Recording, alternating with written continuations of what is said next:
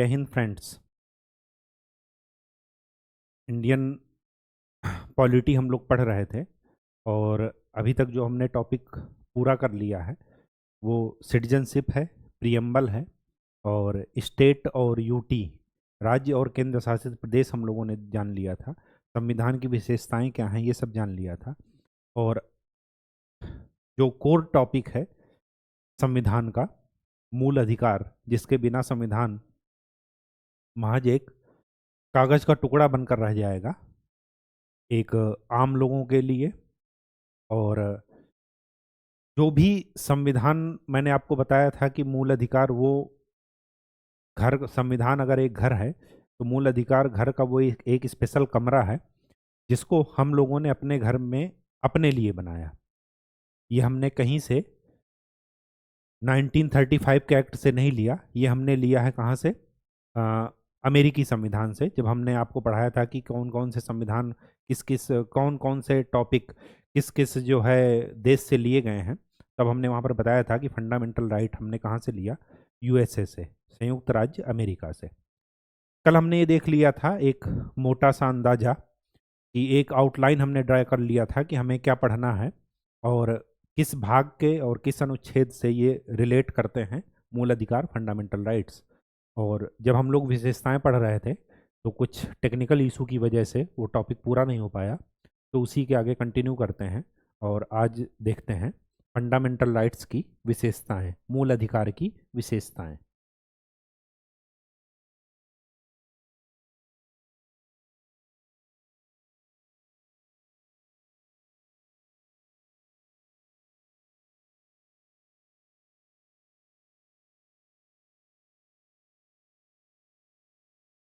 पहली बात, मैंने आपको बताया था कि ये वाद योग्य है।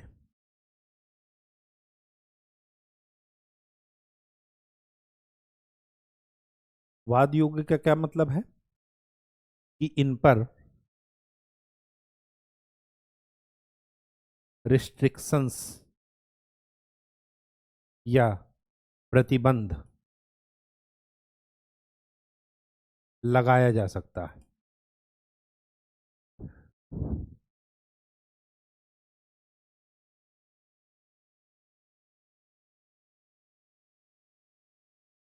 साथ में हमने इसका, इसी का दूसरा अर्थ क्या हुआ कि ये अधिकार असीमित नहीं है।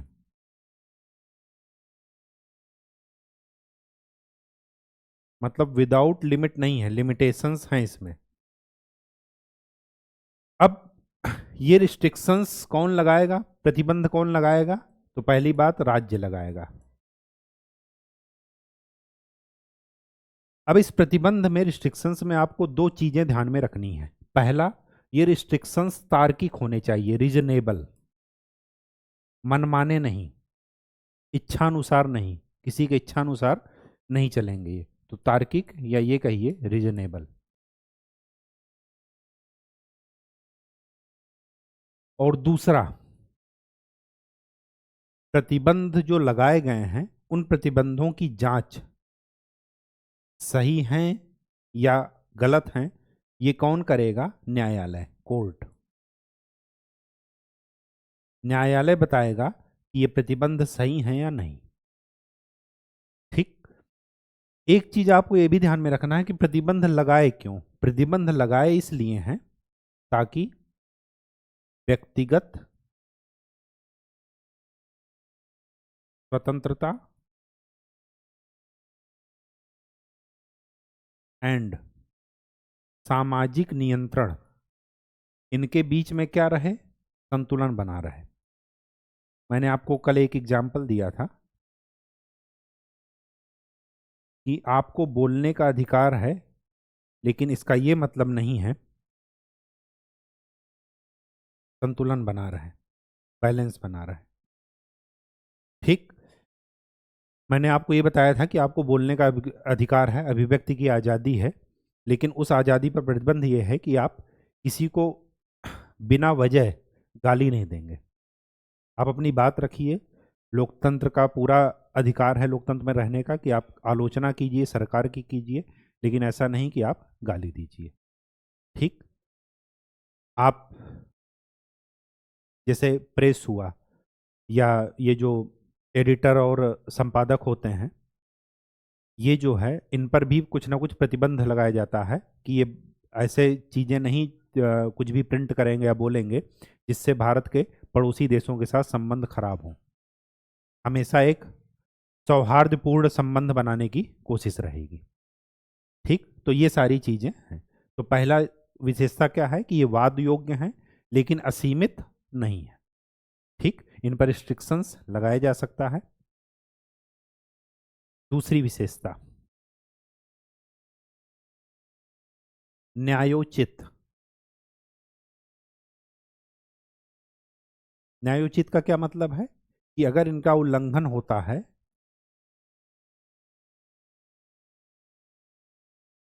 उल्लंघन होने पर आप कहाँ जाएंगे?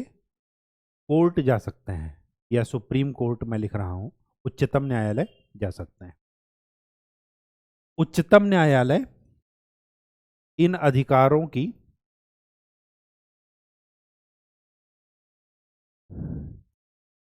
गारंटी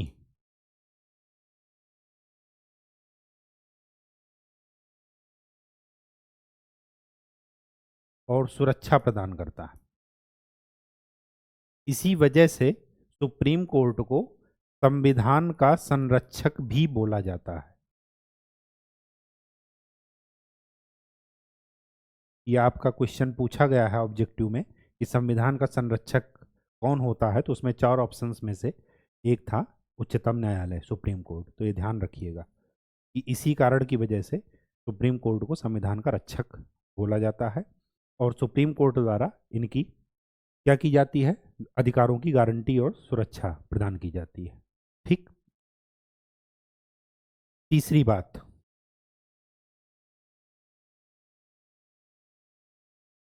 इनमें से कुछ अधिकार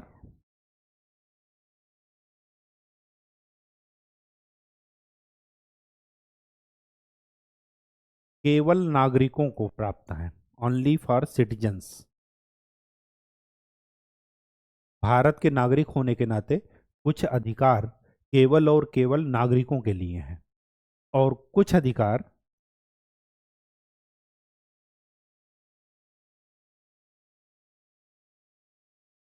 विदेशियों के साथ साथ विदेशियों प्लस नागरिकों दोनों को है। मतलब क्या है कि कुछ अधिकार विदेशियों को नहीं है। अब वो कौन कौन से अधिकार हैं जो ओनली सिटीजन्स के पास हैं? तो ये ध्यान रख लीजिए, इनको याद कर लीजिएगा आप। इसके अलावा और कोई चॉइस नहीं है, ये ध्यान रखिएगा। किसी शॉर्टकट ट्रिक के चक्कर में मत पड़िएगा। आर्टिकल 15, 16, 19, 29 और 30। कल हमने देखा कि समानता का अधिकार या समता का अधिकार कौन से अनुच्छेद के बीच में पड़ता है? अनुच्छेद 14 से लेकर के अनुच्छेद 18 तक, आर्टिकल 14 से 18 तक। तो ये सब किस में आ रहे हैं? राइट टू इक्वलिटी में। आर्टिकल 15 और 16। आर्टिकल 15 क्या कहता है? RRBSC, religion, race, birth place, sex and caste, जाति,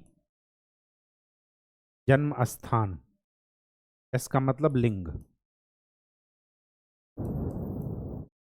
जन्म स्थान बर्थ प्लेस, धर्म और वंश। राज्य इनके आधार पर भेदभाव नहीं करेगा किसी भी नागरिक के साथ। तो ये क्या है? आर्टिकल 15। ये अधिकार नागरिकों को है, विदेशियों को नहीं है। विदेशियों के साथ भेदभाव हो सकता है, बिल्कुल हो सकता है, धूमधाम से हो सकता है, कोई दिक्कत नहीं है। आर्टिकल 16। आर्टिकल 16 क्या कहता है? ये है अवसर या नियोजन में समानता। मतलब रोजगार में क्या है?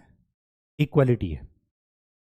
कोई भी एलिजिबल है कोई भी प्रोफेशन करने के लिए, लेकिन उस प्रोफेशन में जो भी टेक्निकल पॉइंट्स हैं वो आपको क्वालिफाई करना पड़ेगा। ऐसा नहीं है कि अगर जाति व्यवस्था के नाम पर हम नहीं इसमें कर सकते कि अगर कोई ब्राह्मण है तो उसको कुछ अच्छी सीट मिलेगी, या कोई लोअर जाति का है तो जो है उसको कम अच्छी सीट मिलेगी, ऐसा हम नहीं कर सकते।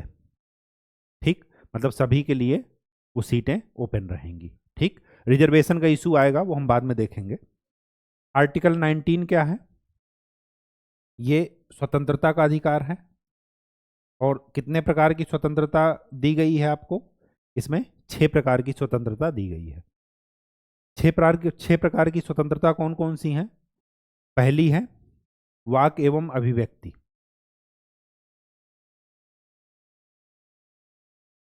हम किसी से क्या पहले खुद से बोलना स्टार्ट करेंगे। ठीक, तो हम पहले बोलना स्टार्ट करेंगे। बोलने के बाद क्या होगा? जान पहचान बढ़ेगी, तो हम क्या करेंगे? संघ बना लेंगे। उसके बाद क्या करेंगे? सम्मेलन। फिर आवागमन, इधर उधर जा सकते हैं। और फिर लास्ट में व्यवसाय। ठीक, तो ये जो है आर्टिकल 19 है। फिर क्या है? आर्टिकल 29 23 क्या है? ये है संस्कृति एवं शिक्षा का अधिकार। हम एक एक अधिकार डिटेल में पढ़ेंगे, कल जो हमने आउटलाइन ड्रा की थी उसी को डिटेल में पढ़ेंगे। लेकिन ये आप जरूर याद रखिएगा कि 15, 16, 19, 29 और 30 ये आर्टिकल या ये अनुच्छेद में जो भी अधिकार हैं, मूल अधिकार, वो केवल और केवल नागरिकों को प्राप्त हैं, सिटीजन्स को। ये विदेशियों को प्राप्त नहीं है। ठीक,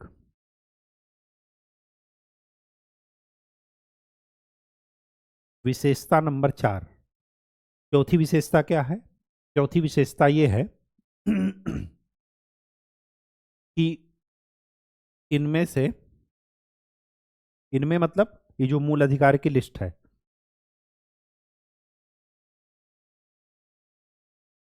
कुछ अधिकार सकारात्मक है।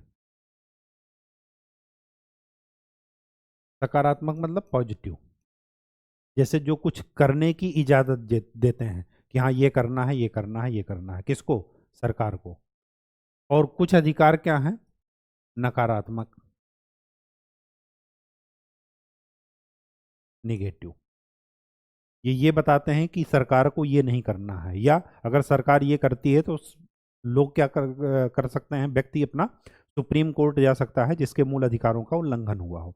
और ऐसा कोई जरूरी नहीं है कि वही व्यक्ति जाए, उसके बिहाफ पर कोई दूसरा व्यक्ति भी जा सकता है और वो ये कह सकता है कि फला फला व्यक्ति का मूल अधिकारों का उल्लंघन हो रहा है, तब भी कोर्ट सुनवाई करेगी, वो मना नहीं कर सकती। ठीक जैसे सकारात्मक में क्या है? सकारात्मक में ये है कि जैसे अस्पृश्यता का अंत कर दिया, नियम बना दिए कि जो है अनटचेबिलिटी ये क्या है? अपराध है, यह संविधान के खिलाफ है। दूसरा, रिजर्वेशन का मुद्दा। ईडब्ल्यूएस आरक्षण अभी करंट न्यूज में चल रहा था। ईडब्ल्यूएस आरक्षण का याद रखिएगा, 103rd 193वां संविधान संशोधन है, जो कि आर्थिक रूप से कमजोर वर्ग के लोगों के लिए रिजर्वेशन का प्रावधान करता है। ठीक, ये सब क्या है? सकारात्मक। नकारात्मक क्या है? नकारात्मक यही है कि राज्य क्या कर सकता है कि बिना तार्किक प्रतिबंध के किसी का मूल अधिकार नहीं छीन सकता। मूल अधिकार पर क्या कर सकते हैं? मूल अधिकार को संशोधित कर सकते हैं, लेकिन मनमाने तरीके से नहीं, संविधान संशोधन के द्वारा। ये सब क्या है? नकारात्मक। नकारात्मक का एक पहलू पहलू ये भी ले सकते हैं कि कुछ जो है चीज़ों पर रिस्ट्रिक्शंस भी लग सकती हैं, लेकिन वो रिस्ट्रिक्शंस क्या हो सकती हैं? क्या होनी चाहिए? रीजनेबल, तार्किक, मनमानी रूप से नहीं। ठीक, फिफ्थ पॉइंट, इनमें से अधिकतर अधिकार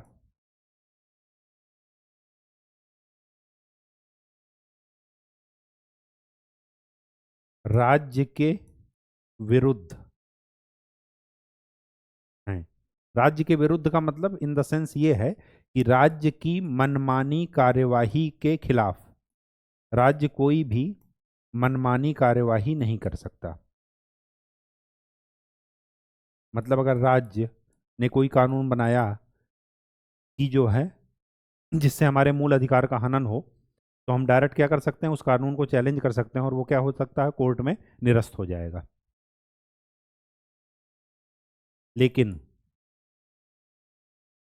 अगर यही अधिकार एक व्यक्ति दूसरे व्यक्ति के मूल अधिकार का उल्लंघन करे, सरकार नहीं, राज्य नहीं, व्यक्ति ही व्यक्ति का मूल अधिकार का उल्लंघन करे, तब उस केस में ऐसे संवैधानिक उपाय को, जब व्यक्ति व्यक्ति के खिलाफ मूल अधिकार का उल्लंघन करे, तो जिसका मूल अधिकार का उल्लंघन हुआ है वो क्या कर सकता है, कोर्ट में जा सकता है। लेकिन ऐसे संवैधानिक उपाय जो राज्य कार्यवाही के खिलाफ हैं,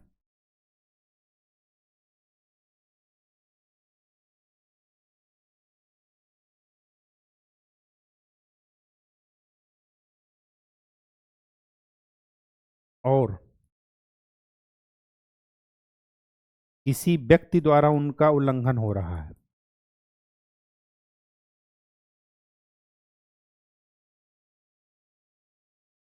तो ऐसे संवैधानिक उपाय को क्या कहते हैं, व्यक्तिगत प्रतिकार। तो अगर आपसे ऑब्जेक्टिव क्वेश्चन में पूछा जाए कि समूल अधिकार केवल और केवल राज्य की कार्यवाही के खिलाफ हैं, तो ऐसा नहीं है। राज्य और व्यक्ति दोनों की मनमानी कार्यवाही के खिलाफ हैं। बस ये है कि व्यक्ति का क्या है सुप्रीम कोर्ट में या कोर्ट में जनरली व्यक्ति जाते नहीं हैं, लेकिन अगर वो जाएं तो वहाँ पर भी उनका, या किसी किसी केस में गए भी हैं।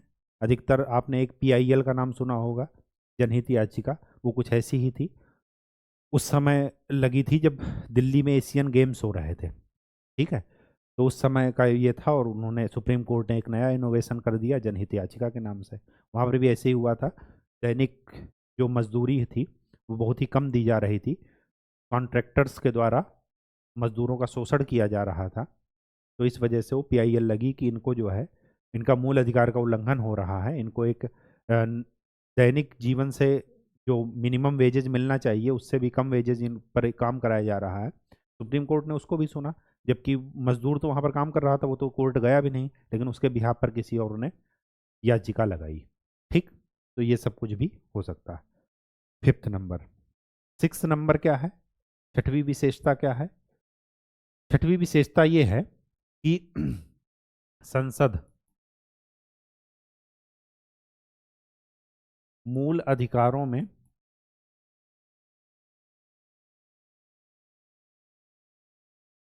संशोधन कर सकती है।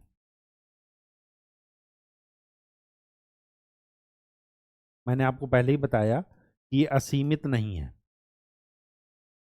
सबसे बड़ी बात यह है कि जो संशोधन होता है ये 2 टाइप का होता है, मैंने आपको पहले ही बता रखा था। एक साधारण, एक संविधान संशोधन,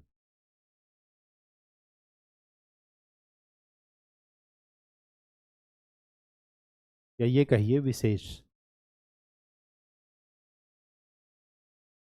तो ये जो है ये आर्टिकल 368 के तहत आता है, अनुच्छेद 368 के तहत। तो यहां पर क्या करना है कि इसमें जो संशोधन हो सकता है वो साधारण संशोधन की तरह नहीं हो सकता, वो केवल और केवल किसकी तरह हो सकता है, संविधान संशोधन विधेयक ला करके ही हो सकता है। इनमें और इनमें क्या अंतर है वो आउटलाइन हमने आपको पढ़ाते समय दिया था, जब मूल विशेषताएं बताई थी, कि जिस समय ये बताया था कि भारतीय संविधान ना तो अमेरिका के संविधान की तरह बिल्कुल कठोर है और ना ही ब्रिटिश संविधान की तरह बिल्कुल ही लचीला है, नम्य है। ये दोनों के बीच की कहानी है। तो वहाँ पर आपको बताया था, लेकिन जब आगे हम पढ़ेंगे तब भी आपको बताएंगे। तो अभी के लिए इतना समझ लीजिए कि संविधान संशोधन विधेयक ला करके ही इस मूल अधिकारों को संशोधित किया जा सकता है, अदरवाइज नहीं किया जा सकता। ठीक।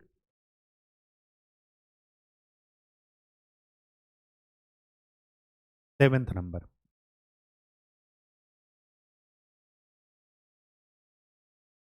आर्टिकल 20 एंड 21 को छोड़ करके।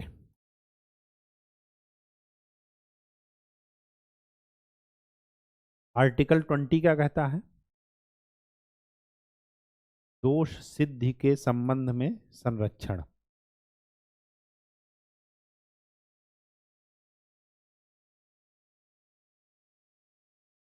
इसका ये मतलब है कि एक आदमी को अपने ही खिलाफ गवाही देने के लिए बाध्य नहीं किया जा सकता, या अपने ही खिलाफ उसकी जो गवाही है वो मान्य नहीं होती। तो आर्टिकल 20 है। आर्टिकल 21 क्या है? जीवन का अधिकार। और जीवन ही नहीं, खाली गरिमापूर्ण जीवन, ये ध्यान रखिएगा। खाली जीना नहीं है, गरिमा के साथ जीना है। ठीक। तो इनको छोड़कर बाकी जितने भी मूल अधिकार हैं उन सबको क्या किया जा सकता है? राष्ट्रीय आपातकाल के समय या कोई भी ऐसी इमरजेंसी लगती है तो उस समय क्या कर सकते हैं? इनको निलंबित किया जा सकता है, सस्पेंड किया जा सकता है। कुछ टाइम के लिए क्या हो सकता है? ये निलंबित रहते हैं कि उस समय इनका मान्य नहीं होता। कोई भी उस समय कोर्ट में नहीं जा सकता कि जब राष्ट्रीय आपातकाल लगा हो उस समय वो कोर्ट नहीं जा सकता कि हमारे इस आर्टिकल 19 का उल्लंघन हुआ है, नहीं कह सकता वो। ठीक है, क्यों? क्योंकि उस समय सस्पेंडेड रहते हैं, निलंबित रहते हैं अधिकार। तो इनको छोड़ करके बाकी किसी भी मूल अधिकार को जो है राष्ट्रीय आपातकाल के समय या आपातकाल के समय क्या कर सकते हैं? निलंबित कर सकते हैं। ठीक। एक खास बात यह है, जो आर्टिकल 19 है, आर्टिकल 19 के तहत जो आपको 6 प्रकार की स्वतंत्रता मिली है, स्वतंत्रता का अधिकार जो मैंने आपको बताया, वो आर्टिकल 19 में, आर्टिकल 19 केवल तब सस्पेंडेड होगा, तब निलंबित होगा जब राष्ट्रीय आपातकाल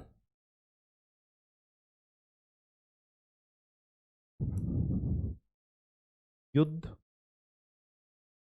या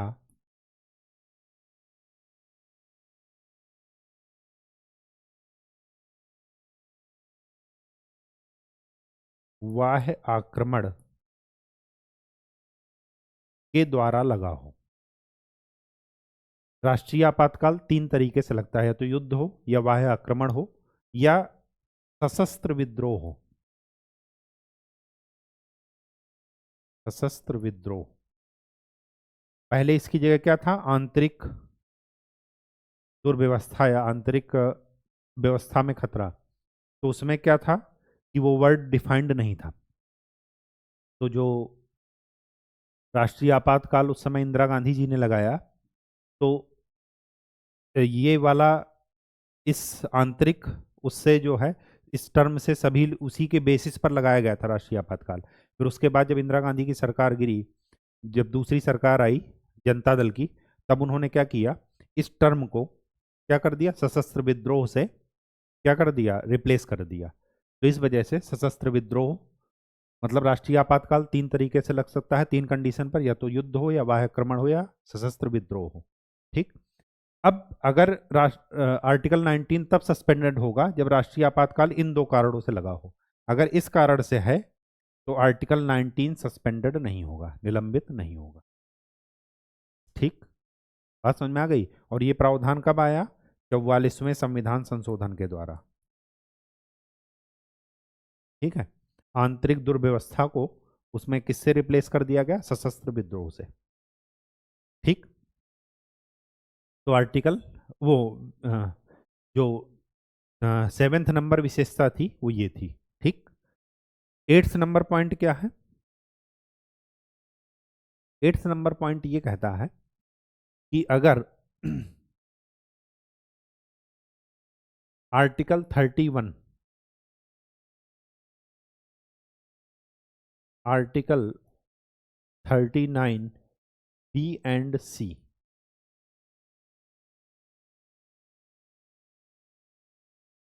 आर्टिकल 31 क्या था? संपत्ति का अधिकार, उसमें भी ए बी सी है। ठीक। तो जो आर्टिकल 31 और आर्टिकल 39 BC ये किस में है? ये है DPSP में, राज्य के नीति निदेशक तत्वों में। अब जैसे जमींदारी उन्मूलन सरकार को लाना है, तो वो क्या करेगी? जो जमींदारों के पास एक्स्ट्रा भूमि है वो क्या करेगी? उनसे लेगी और बाकी लोगों को क्या करेगी? जो भूमिहीन है उनको डिस्ट्रीब्यूट करेगी। तो अगर संपत्ति का अधिकार मूल अधिकार रहेगा तो स्वाभाविक सी बात है कि लोग कोर्ट में जाएंगे और कहेंगे कि हमारी संपत्ति, जमींदार लोग कहेंगे कि हमारी संपत्ति क्या हो रही है? छीनी जा रही है। अब उसको अवॉइड करने के लिए, उस मुकदमेबाजी को हटाने के लिए क्या किया गया कि संपत्ति के अधिकार को मूल अधिकार से हटा दिया गया। और संपत्ति के अधिकार को मूल अधिकार से हटा देंगे तो स्वाभाविक सी बात है कि जब किसी की संपत्ति छीनी जाएगी, मतलब तार्किक रूप से, ऐसा नहीं मनमानी तरीके से सरकार छीन लेगी, अगर तार्किक रूप से छीनी जाएगी तो कोर्ट नहीं जा सकते, ठीक, डायरेक्ट, कि हमारे मूल अधिकार का उल्लंघन हुआ है और फिर हम जो है केस करेंगे, ऐसा नहीं हो सकता और सुप्रीम कोर्ट उसमें तुरंत सुनवाई नहीं करेगा। तो फिर DPSP को पूरा करने के लिए, राज्य कुछ नीतियां बनाने के लिए, अपने निदेशक तत्वों को लागू करने के लिए आर्टिकल 14 समता का अधिकार और आर्टिकल 19 इनका क्या कर सकते हैं? इनको सीमित किया जा सकता है, ठीक। कहने का ही मतलब है कि ये जो लास्ट के 2-3 पॉइंट हमने ये देखे, वो ये देखे कि राज्य तार्किक रूप से इन पर क्या कर सकता है? प्रतिबंध लगा सकता है अगर वो जरूरी समझे। उस प्रतिबंध को जांच कौन करेगा? कोर्ट। प्रतिबंध सही है या गलत वो कौन देखेगा? कोर्ट देखेगा। लेकिन राज्य के पास बिल्कुल ही अधिकार है कि वो उनको क्या कर सके? सीमित कर सके, ठीक है। नेक्स्ट, अब जो अपनी हेडिंग है वो है राज्य। ये जो राज्य स्टेट की परिभाषा है वो क्या है? इसी जो मूल अधिकार के चैप्टर में राज्य वर्ड जहां जहां आया है उसमें राज्य का क्या मतलब है वो ये बताया गया है। ये कहाँ पर मैंने बताया था कि कहाँ पर वर्णन है इसका? आर्टिकल 12 में।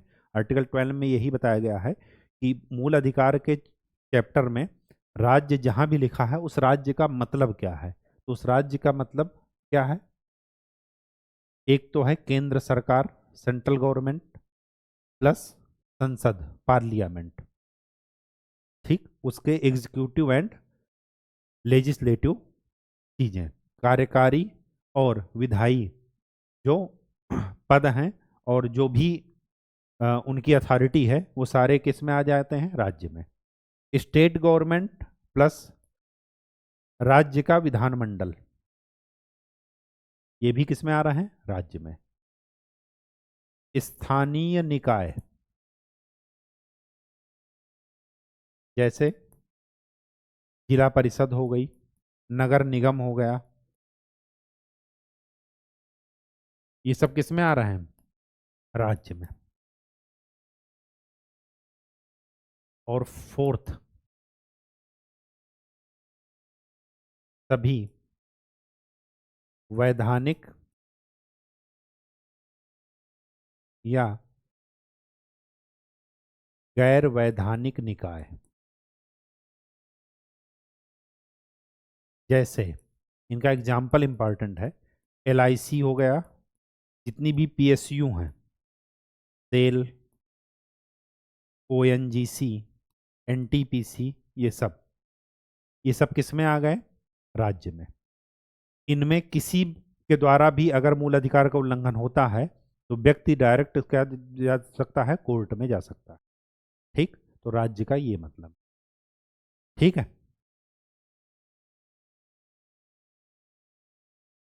आर्टिकल 13 मैंने आपको बताया था कल।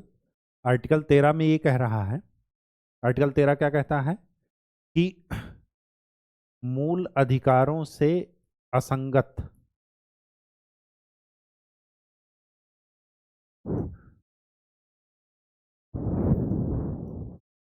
मूल अधिकारों से असंगत विधियां शून्य होंगी।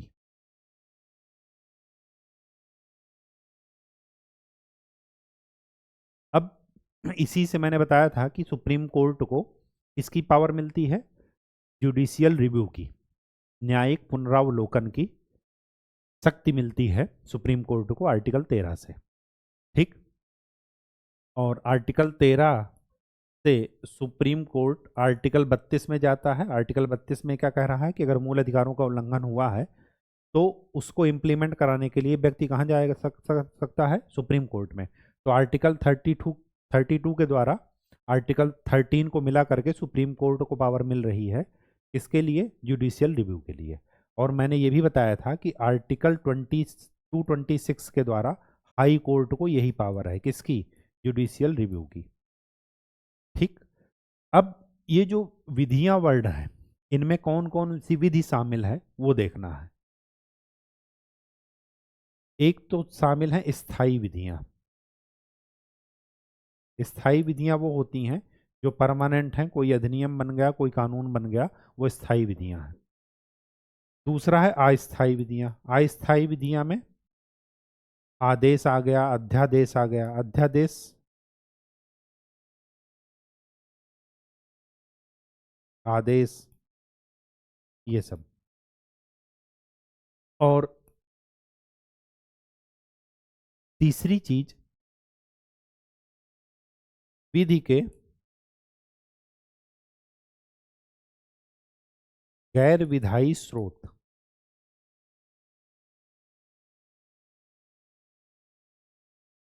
इसका ये मतलब है कि कोई ऐसी विधि है, कोई ऐसी प्रथा है जो इतनी पुरानी हो गई कि वो विधि का रूप ले लिया उसने। ठीक। तो भी उसमें क्या आ जाएगा? यहां पर आ जाएगा। जैसे आप लोगों ने सुना होगा, क्या कहते हैं, सती प्रथा, बाल विवाह प्रथा, ये सब तो खत्म हो गया। इस पर एग्जाम्पल किसका ले सकते हैं? समान नागरिक संहिता से, चलिए याद आएगा तो बता देंगे। हाँ, एक जैन धर्म और बौद्ध धर्म में एक संथारा प्रथा है, आपने जैन धर्म में सुना होगा। तो वो भी इसी विधि के अंतर्गत आता है कि उसमें क्या करते हैं कि अगर वो जो है जैसे उपवास कई दिनों तक, अभी 1-2 साल में जो है न्यूज में था कि साउथ के कोई व्यापारी थे, उनकी लड़की ने जो है 13 साल 14 साल की थी, और फिर वो जो है इतना दिन तक भूखी रह ली पापा के बिजनेस के चक्कर में, जिसके भी चक्कर में, कि उनकी लास्ट में क्या हो गई? डेथ हो गई। ठीक है। तो वो सब इसी में अंडर में आता है। ठीक है। इतनी प्रथा पुरानी हो गई कि उसने क्या कर लिया? विधि का रूप ले लिया। ठीक। यहां पर जो ध्यान देने वाली बात यह है, वो ये है कि संविधान संशोधन, कॉन्स्टिट्यूशनल अमेंडमेंट, ये विधि नहीं है।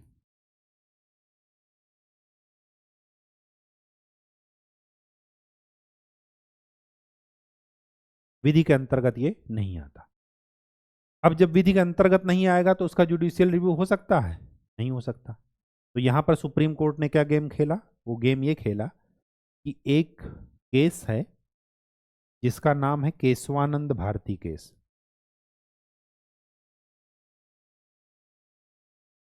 ये बहुत इंपॉर्टेंट है। जब हम लोग आर्टिकल 15-16 या संपत्ति का अधिकार पढ़ेंगे उस समय देखेंगे। इस केस के डिसीजन की डेट याद रखिएगा, 24 अप्रैल 1973। इस दिन इसका डिसीजन आया। और इसी दिन सुप्रीम कोर्ट ने दो चीजें बहुत ही शानदार कही। एक तो ये जुडिशियल रिव्यू का कॉन्सेप्ट लेकर के आए, और दूसरा आपने सुना होगा बेसिक स्ट्रक्चर। बेसिक स्ट्रक्चर, संविधान का मूल ढांचा या मूल ढांचे का सिद्धांत, ये कॉन्सेप्ट लेकर के आए। और उसमें इन्होंने कहा कि इसके बाद जो भी संविधान संशोधन हुए हैं उनको भी हम क्या कर सकते हैं?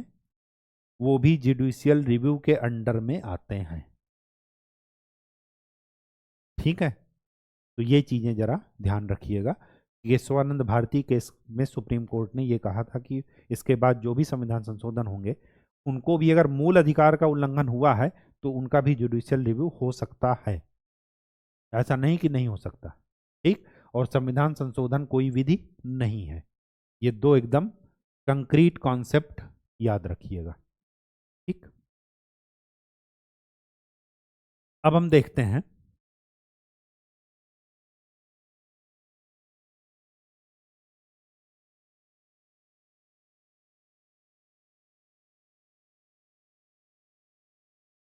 समता का अधिकार।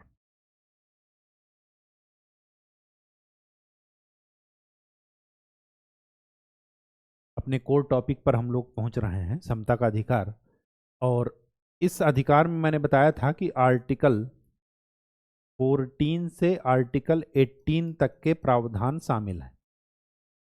तो आज हम लोग जो पढ़ेंगे वो पढ़ेंगे आर्टिकल 14।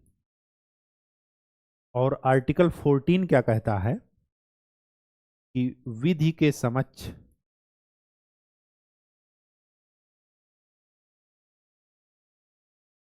समता। ठीक। और इसी में एक चीज और ऐड कर ली गई, विधियों का समान संरक्षण। ये दो चीजें आर्टिकल 14 में शामिल है। हमें एक एक करके देखना है कि है क्या। नॉर्मल पूछा जाए कि इनमें से विधि के समक्ष समता, वो आर्टिकल 14 में, आर्टिकल 14 से लेकर 18 में सबसे ज़्यादा इंपॉर्टेंट कौन है, तो सबसे ज़्यादा इंपॉर्टेंट यही है, आर्टिकल 14। और इसके जब आप क्लॉज पढ़ेंगे, आगे व्याख्या पढ़ेंगे, तो आपको लगेगा कि नहीं, वास्तव में ये इसके बिना लोकतंत्र में निवास करना एक बेईमानी होगी। ठीक। तो चलिए आर्टिकल 14 देखते हैं। पहली बात यह ध्यान में रखिए कि संविधान बनाया किसने? भारत के लोगों ने। किसके लिए बनाया? भारत के लोगों ने, भारत के लोगों के लिए बनाया, मतलब अपने लिए बनाया। अब जब अपने लिए बनाया तो ऐसा विशेष प्रावधान कि अगर कल का सरकारें बदलती रहें तो कोई ऐसी सरकार, ऐसा तानाशाह ना आए कि जो क्या करे, लोगों पर ही शासन करने लगे, वो अपने को संविधान से ऊपर मानने लगे, अपने को विधि से, कानून से ऊपर मानने लगे। तो इसके लिए क्या किया कि विधि के समक्ष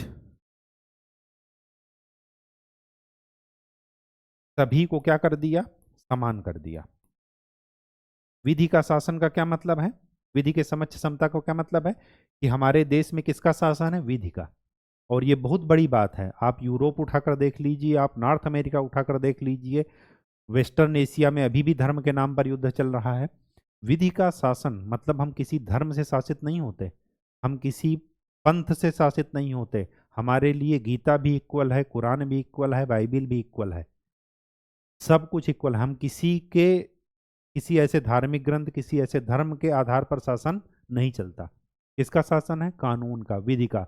और ये याद रखिए कि विधि से ऊपर कोई नहीं है, कानून से ऊपर क्या नहीं है? कोई नहीं है। और आपने सुना भी होगा, कानून के हाथ क्या हैं? बहुत लंबे। तो याद रखिए कि विधि के समक्ष क्या है? सभी लोग समान हैं।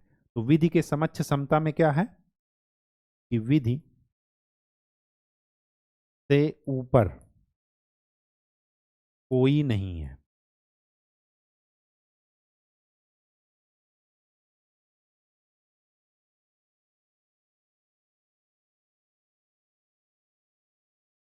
सभी व्यक्तियों के लिए समान विधि, समान कानून।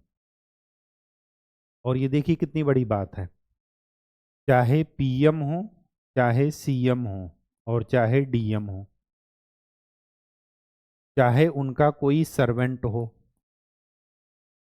चाहे उनका कोई ड्राइवर हो, या नॉर्मल सिविलियन हो, नॉर्मल जो एक सामान्य व्यक्ति हो, सभी के लिए क्या है? समान कानून।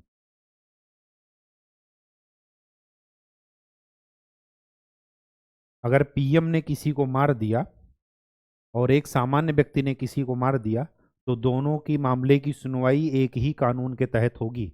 ऐसा नहीं है कि इनको पीएम की वजह से कुछ ना कुछ विशेष अधिकार मिल गए, ऐसा कुछ नहीं होगा। तो इसी में लिखिएगा विधि के समक्ष समता में कि विशेषाधिकार वर्ग की अनुपस्थिति होती है यहाँ पर।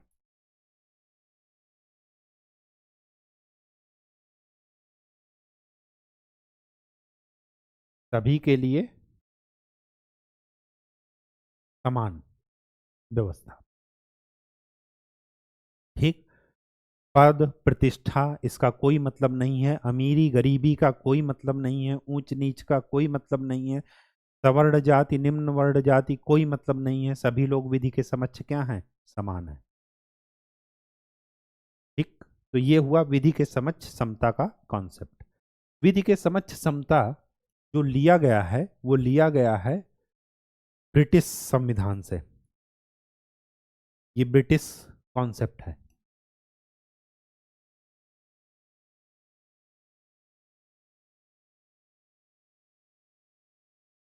विधि के समक्ष समता। अब यहां पर दिक्कत यह है इसमें विधि के समक्ष समता में दिक्कत क्या है वो देखिए। दिक्कत यह है कि सपोज एक व्यक्ति है ए जो कि निवास कर रहा है अंडमान निकोबार में।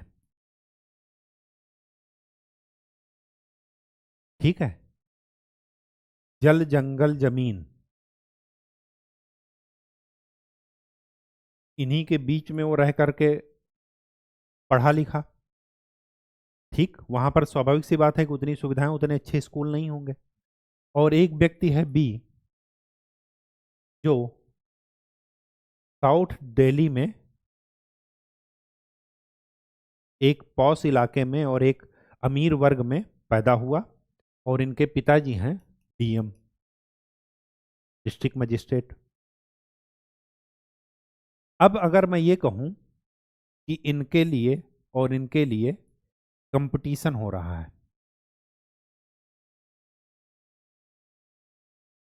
तो उस कंपटीशन का क्राइटेरिया एक ही रखना है।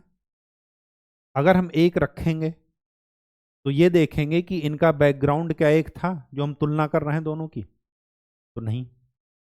आपकी नज़र में अगर ये इतनी दूर से आ करके यहाँ पर कंपटीशन तक पहुँचे तो इनकी मेहनत ज़्यादा है, क्योंकि ना तो इनको इतनी सुविधाएं मिली, ना ही जितने कठोर परिश्रम से इन्होंने इतना यहाँ तक पहुँचे उससे कम में जो है, मतलब इनको ज़्यादा सुविधाएं मिली, इनको अच्छा स्कूल मिला, अच्छा खान पान मिला, अच्छा माहौल मिला।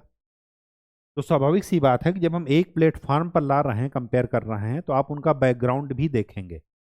तो विधि के समक्ष समता में दिक्कत यही है कि हम समान, मतलब दो लोगों के बीच में अगर कंपेयर कर रहे हैं तो उनकी परिस्थितियां भी क्या होनी चाहिए, समान।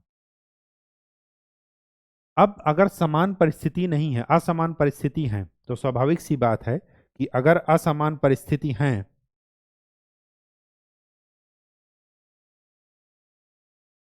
असमान परिस्थिति पर भेदभाव हो सकता है।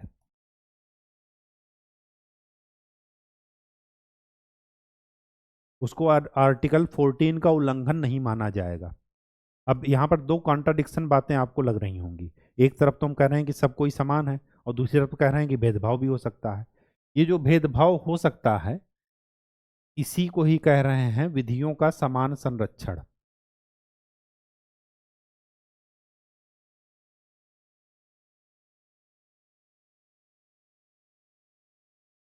हमें केवल समानता बात में नहीं लानी कि समानता है, समानता है, समानता है। समानता होते हुए दिखना भी चाहिए कि नहीं हम समानता कर रहे हैं या नहीं।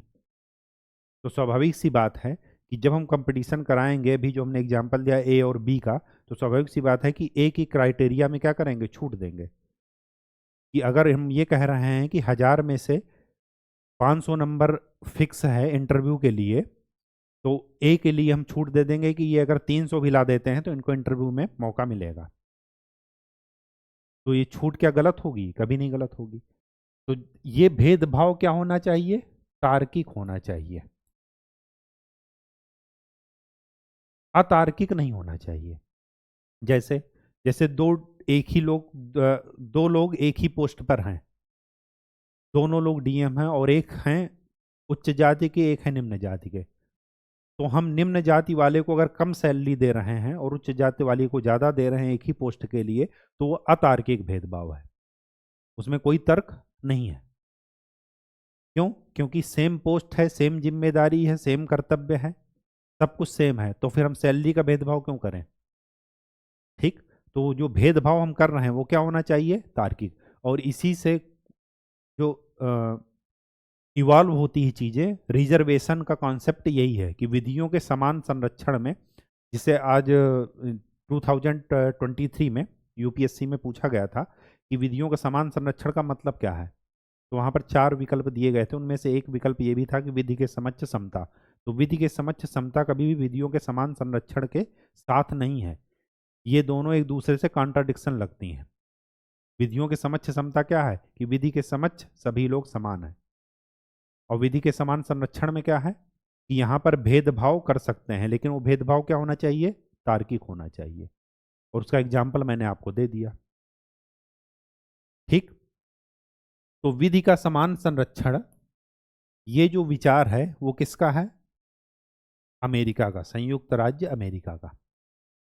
ठीक। और ये क्या होता है? इसको आप सिंपल से भी उसमें कह सकते हैं, जिसे आप नेचुरल जस्टिस बोलते हैं, नैसर्गिक न्याय, वो यहीं से आता है, विधियों के समान संरक्षण से।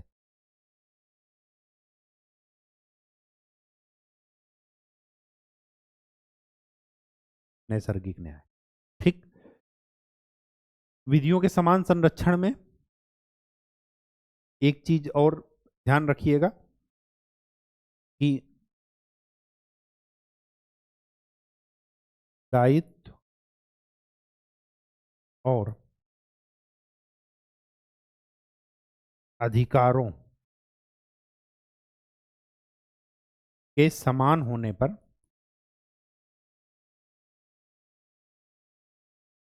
समान विधि लागू होगी।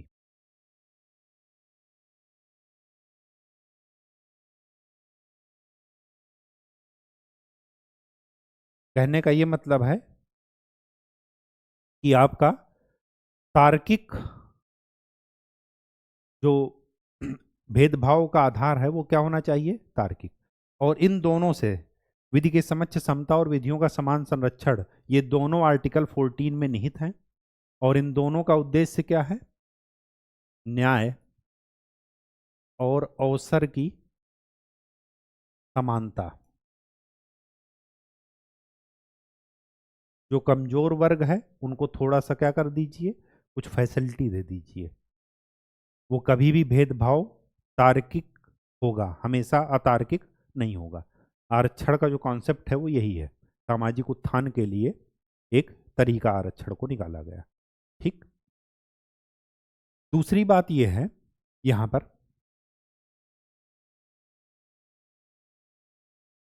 कि अपवाद, विधि के समक्ष समता में कौन कौन शामिल नहीं है? पहला, ये आपको ध्यान में रखना है, इसका कोई तरीका नहीं है, राष्ट्रपति एंड राज्यपाल।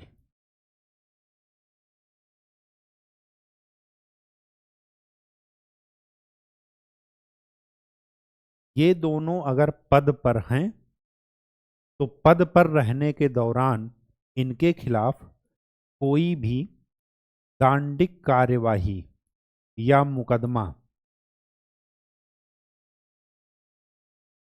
किसी भी न्यायालय में शुरू नहीं किया जा सकता।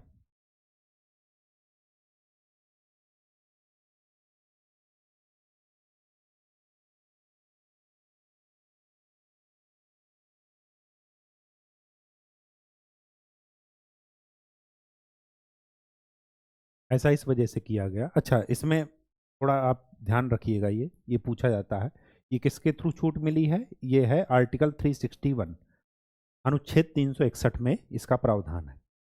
ये इतने सम्माननीय और संवैधानिक पद हैं कि अगर आप राष्ट्रपति और राज्यपाल का एक एवरेज देखिएगा तो हमेशा 55-60 के ऊपर के लोग बन रहे हैं।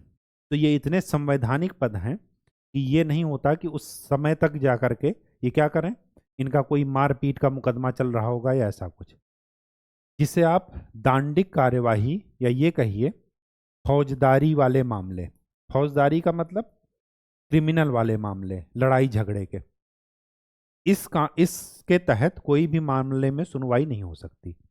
लेकिन आप ये सोचिए कि घर में अगर पति पत्नी का झगड़ा है तो वो क्या है, फौजदारी नहीं है, वो है दीवानी, सिविलियन,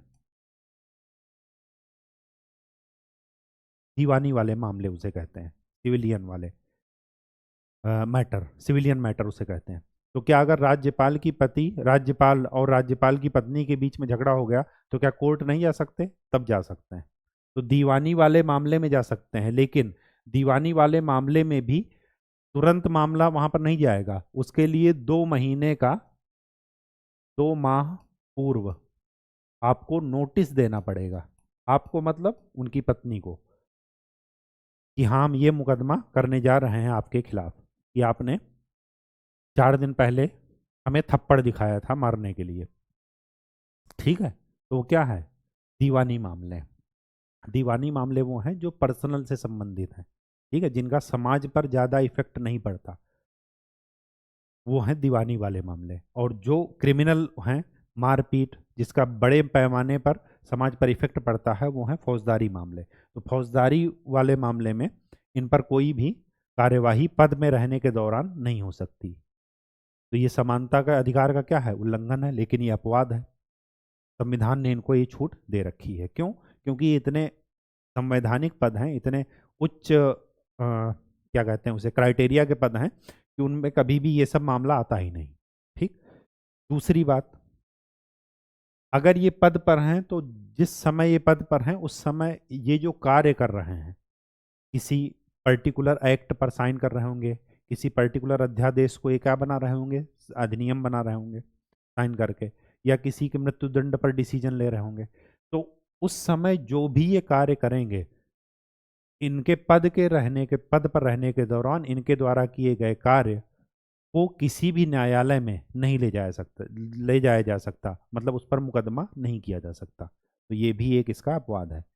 पद पर रहने के दौरान किए गए कार्यों को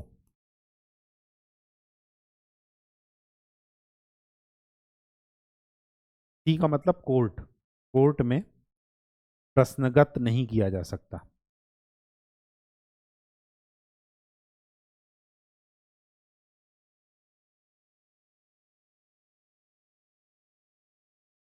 ठीक। तीसरी बात,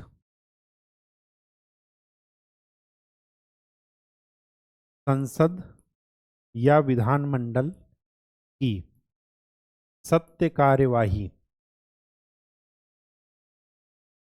लाइव टेलीकास्ट अगर कोई करता है, या कोई पत्रकार वहां पर जो कार्यवाही हो रही है उसके बारे में लिखता है, तब उसके उसके ऊपर भी मुकदमा नहीं चलाया जा सकता। उसको भी क्या है, आर्टिकल 14 के तहत अपवाद की श्रेणी में रखा गया है। और इसका आर्टिकल है 361A। ठीक। कि राज्य विधानमंडल और संसद की कार्यवाही, सत्य कार्यवाही का प्रसारण किया जा सकता है, और वो आर्टिकल 14 के तहत समता के अधिकार के अपवाद में आता है, मतलब उसको सजा पत्रकार को नहीं होगी।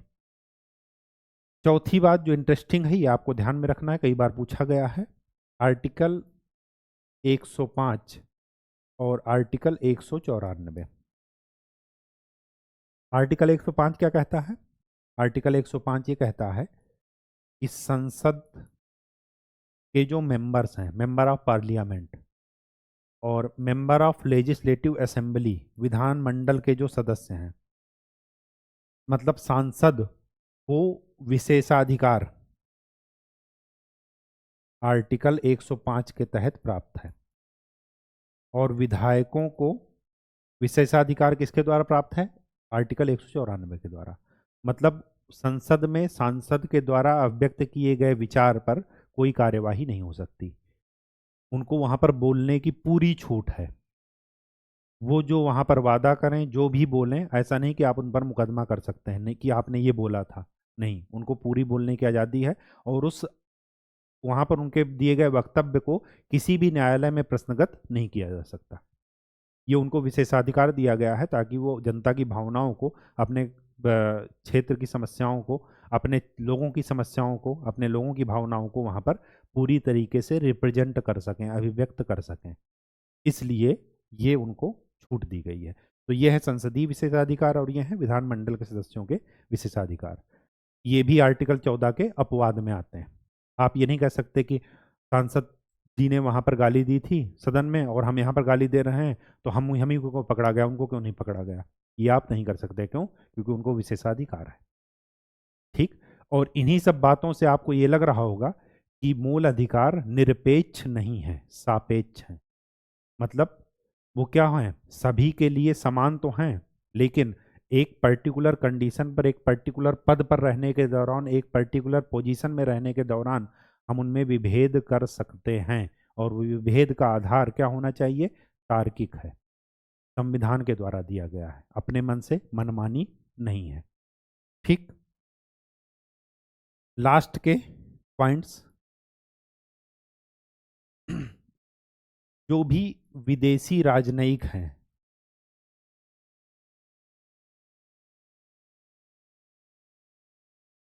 राजदूत हो गए, अमेरिका का भारत में जो राजदूत हैं वो सब, उन सब को इस आर्टिकल 14 के तहत अपवाद की श्रेणी में रखा गया है। क्यों? क्योंकि उनकी कल्चर, उनका वो सब अलग है। आप एग्जाम्पल के तौर पर देख सकते हैं कि यहाँ पर कोई हाफ पैंट पहन करके नहीं घूमता कोई भी अधिकारी, लेकिन वो क्या है, सुबह हाफ पैंट पहन करके घूम रहे हैं, उनके लिए आम बात है। तो आप ये नहीं कह सकते वो समानता का अधिकार का उल्लंघन कर रहे हैं। ठीक। तो विदेशी राजनयिकों को इस अधिकार के अपवाद की श्रेणी में रखा गया है। और लास्ट पॉइंट, जो संयुक्त राष्ट्र के मिशन हैं, एजेंसीज हैं, उनको भी इस आर्टिकल 14 के तहत अपवाद की श्रेणी में रखा गया है। मतलब वहां पर आर्टिकल 14 नहीं लागू होगा। ठीक। एक ये भी लिख लीजिएगा, डीपीएसपी को क्रियान्वित करने के लिए जो आर्टिकल 39 बी एंड सी, उनके तहत अगर कोई राज्य कानून बनाता है तो उसको इस आधार पर चुनौती नहीं दी जा सकती कि वो आर्टिकल 14 का उल्लंघन कर रहा है, समानता के अधिकार का उल्लंघन कर रहा है। ऐसा नहीं किया जा सकता। तो जहां भी आर्टिकल 39 बी और सी आएगा, वहां से आर्टिकल 14 गायब हो जाएगा। मतलब आर्टिकल 14 के आधार पर इस आर्टिकल के द्वारा किए गए कामों को, किए गए कानूनों को आप चुनौती नहीं दे सकते। ठीक। तो ये रहा आपका आर्टिकल 14, समता का अधिकार और विधि के समक्ष समान संरक्षण। ठीक। विधि के समक्ष समता और विधि का समान, विधि के समान, विधि का समान संरक्षण। ठीक। अब आगे हम लोग नेक्स्ट लेक्चर में करेंगे। तब तक आप लोग खूब अच्छे से रिवाइज कीजिए, खूब पढ़िए और स्वस्थ रहिए। धन्यवाद।